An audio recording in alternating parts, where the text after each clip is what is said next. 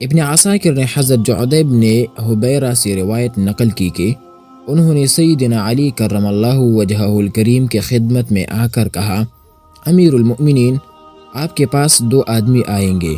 ان میں سے ایک تو اپنی جان سے بھی زیادہ آپ سے محبت کرتا ہے،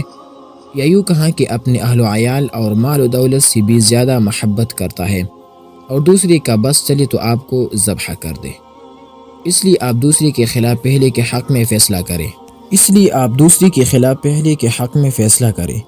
اس پر سیدنا علی کرم اللہ وجہہ الکریم نے حضرت جعدہ کے سینہ پر مکہ مارا اور فرمایا،